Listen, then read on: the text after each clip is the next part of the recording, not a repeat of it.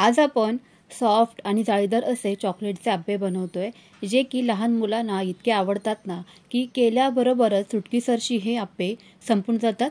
Chocolate आप्पे बनवण्यासाठी अगदी perfect इथे मी प्रमाण साहित्यांचं सांगितलेलं आहे। त्यामुळे मस्त असे चॉकलेटचे आप्पे जाळीदार असे बनून तयार होतात। शिवाय बनवायला इतके सोपे आहेत ना, अगदी काहीच मिनिटांमध्ये हे आप्पे बनून तयार होतात। चवीला तर अप्रतिमच लागतात। चला तर पटकन वेळ न घालवता सुरुवात करूयात। चॉकलेटचे हे आप्पे बनवण्यासाठी इथे आपल्याला 1.5 वाटी मैदा लागणार आहे। तर हा मैदा आपल्याला स्वच्छ असा चाळून घ्यायचा आहे। तर त्यासाठी इथे मी अशा प्रकारच्या मोठ्या चाळणीचा वापर केलेला आहे आणि खाली एक बाउल ठेवलेला आहे। 1.5 वाटी मैदा घेतल्यानंतर यामध्ये 1 वाटी पिठी साखर घालायची आहे। 1.5 वाटी मैद्यासाठी 1 वाटी पिठी साखर हे अगदी परफेक्ट प्रमाण आहे। त्यानंतर आपल्याला यामध्ये 3 चमचे कोको पावडर घालायची आहे। सर्व साहित्य चमच्याच्या मदतीने एकदा चाळून घेऊयात। असा हा मैदा स्वच्छ चाळून घेतल्यामुळे काय होतं ना की तो हलका फुलका देखील होतो।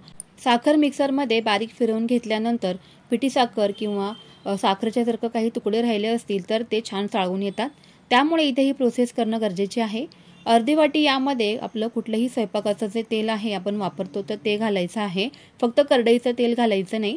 त्यानंतर यामध्ये पाव चमचा आपल्याला व्हॅनिला इसेन्स घालायचा आहे।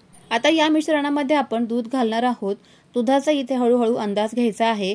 साधारण 1 वाटी आपल्याला इथे दूध लागलं असेल, पण तरीही अगदी थोडंसं लागेल तसं दूध या मिश्रणामध्ये ॲड करून घ्यायचं आहे आणि चमच्याच्या मदतीने अगदी व्यवस्थित आपल्याला हे सर्वच मिश्रण मिक्स करून घ्यायचं आहे, मिसळून घ्यायचं आहे।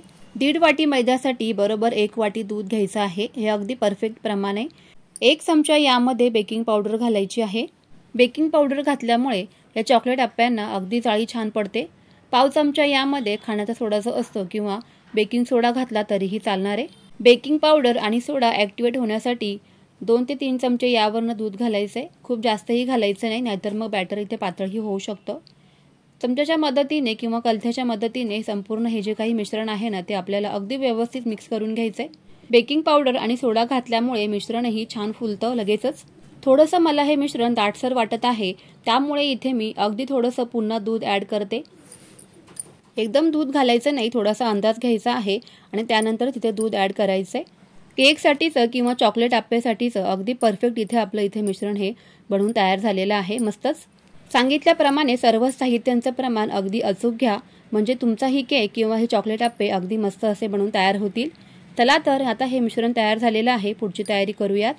कोणताही गोड पदार्थ म्हटला की त्यामध्ये अगदी चवीपुरतं मीठ हे घालतेच मी, तुम्हीही घाला। अगदी चिमूटभर मीठ घालायचे, खूप जास्तही घालायचं नाही। पुन्हा हे सर्व साहित्य एकदा मिक्स करून घेऊयात। गोड पदार्थामध्ये असं मीठ घातल्यामुळे त्याची चव आणखीनच खुलून येते। लोखंडी तवा इथे मी गॅसवर अगोदरच प्रीहीट करण्यासाठी ठेवलेला आहे। चॉकलेटचे आप्पे बनवण्यासाठी इथे मी नॉनस्टिकच्या आप्पे पात्राचा वापर करणार आहे।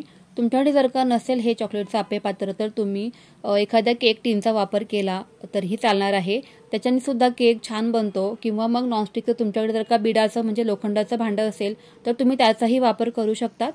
चॉकलेटचे आप्पे बनवण्यासाठी इथे मी चॉकलेट कंपाऊंड जे की बाजारामध्ये सहज उपलब्ध आहे तर ते मी घेतलेलं आहे। अगदी थोडंसं आपल्याला चॉकलेट हे लागणार आहे।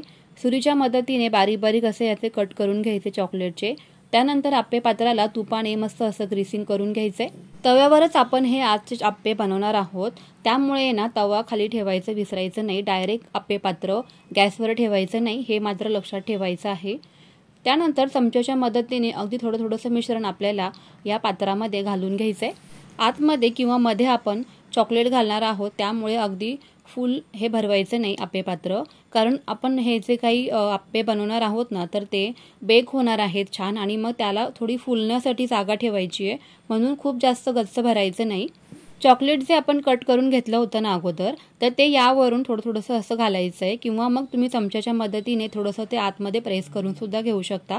अगदी मी दाखवते त्याच पद्धतीने, म्हणजे ते चॉकलेट आहे ना ते आतपर्यंत जाईल आणि वरवरच राहणार नाही। असं काहीतरी घरामध्ये वेगळं बनवत असलं ना की मुलांची उत्सुकता अगदी शिगेलाच पोहोचते। कधी बनणार आहे आणि कधी खाणार आहे याची ही मुलांना खूप घाई असते। आता यावरून झाकण ठेवायचं आहे आपल्याला। अगदी 20 मिनिटांमध्ये हे बरोबर हे ना आप्पे अगदी व्यवस्थित शिजून तयार होतात। एखाद्या काडीने किंवा काट्या चमच्याने तुम्ही हे आप्पे असे उलटपलट करून घ्यायचे आहेत, म्हणजे दोन्ही बाजूंनी छान हे शिजले जातील। नॉनस्टिकचं भांडं असल्यामुळे अजिबात खाली चिकटले वगैरे नाहीत आप्पे। अतिशय झटपट लहान मुलांच्या आवडीचे चॉकलेट ॲप्पे इथे बनवून तयार होतात। आता इथे आपण डेकोरेशनसाठी काही चॉकलेट मी मेल्ट करून घेते। अशा प्रकारे मध्ये चॉकलेट ठेवून चमच्याने मिश्रणसुद्धा आपण ॲड करून घेऊ शकतो। सेम पद्धतीने इथे मी सर्वच हे चॉकलेट ॲप्पे तयार करून घेते। मस्त असे मऊ लुसलुशीत इथे चॉकलेट ॲप्पे बनवून तयार झालेले आहेत।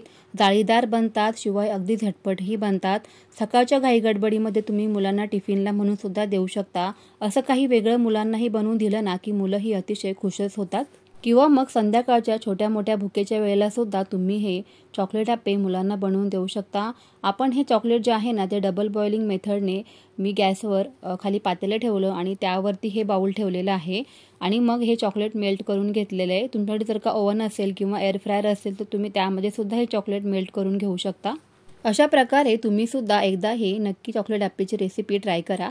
लहान मुलांना खूपच आवडतात, अगदी आवडीने खातात। रेसिपी आवडली असेल तर लाईक अँड शेअर। पुन्हा भेटूयाच अशाच छानशा एका नवीन व्हिडिओमध्ये। तोपर्यंत friends, always keep smiling and keep cooking.